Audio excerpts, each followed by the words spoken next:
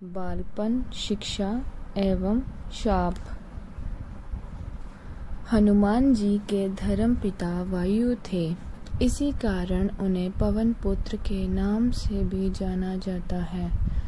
बचपन से ही दिव्य होने के साथ साथ उनके अंदर असीमित शक्तियों का भंडार था। बालपन में एक बार सूर्य को पका हुआ फल समझकर उसे वो खाने के लिए उड़कर जाने लगे। उसी समय इंद्र ने उन्हें रोकने के प्रयास में वज्र से प्रहार कर दिया। वज्र के प्रहार के कारण बालक हनुमान की ठुड्डी टूट गई और वे मूर्छित होकर धरती पर गिर गए। इस घटना से कुपित होकर पवन देव ने संसार भर में वायु के प्रभाव को रोक दिया, जिसके कारण सभी प्राणियों में हाहाकार मच गया। वायुदेव को शांत करने के लिए अंततः इंद्र ने अपने द्वारा किए गए वज्र के प्रभाव को वापस ले लिया।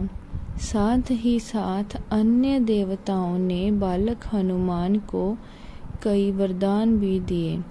यद्यपि वज्र के प्रभाव ने हनुमान की ठुड्डी पे कभी ना मिटने वाला चिन्ह छोड़ दिया।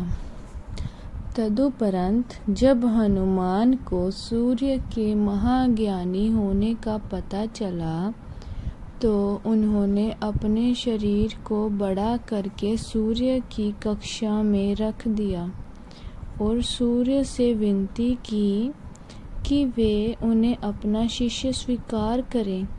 मगर सूर्य ने उनका अनुरोध यह कहकर कर दिया कि चूंकि वो अपने कर्म स्वरूप सदैव अपने रथ पे भ्रमण करते रहते हैं,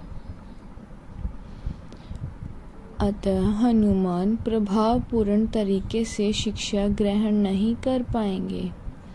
सूर्यदेव की बातों से विचलित हुए बिना हनुमान ने अपने शरीर को और बड़ा करके अपने एक पैर को पूर्वी छोर पे और दूसरे पैर को पश्चिमी छोर पे रखकर पुनः सूर्यदेव से विनती की और अंततः हनुमान के दृढ़ता से प्रसन्न होकर सूर्य ने उन्हें अपना शिष्य स्वीकार कर लिया।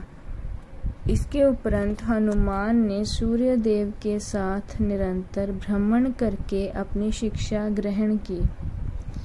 शिक्षा पूर्ण होने के उपरांत हनुमान ने सूर्यदेव से गुरु दक्षिणा लेने के लिए आग्रह किया, परंतु सूर्यदेव ने यह कहकर मना कर दिया कि तुम जैसे समर्पित शिष्य को शिक्षा प्रदान करने में मैंने जिस आनंद की अनुभूति पाई है, वो किसी गुरु दक्षिणा से कम नहीं है।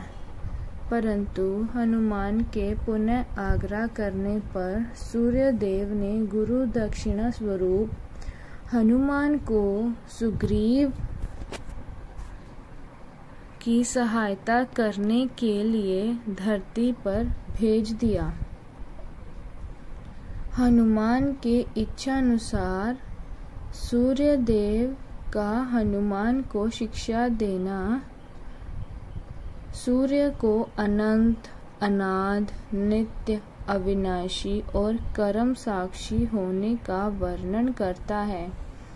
हनुमान जी बालपन में बहुत नटखट थे। वो अपने इस प्रभाव से साधु संतों को सता देते थे।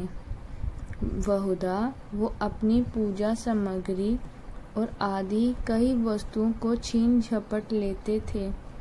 उनके इस नटखट स्वभाव से रुष्ट होकर साधुओं ने उन्हें अपनी शक्तियां भूल जाने का एक लघु शाप दे दिया। इस शाप के कारण हनुमान अपनी सभी शक्तियों को अस्थायी से रूप से भूल जाते थे और पुनः किसी अन्य के स्मरण कराने पर ही उन्हें अपनी असीमित शक्तियों का स्मरण होता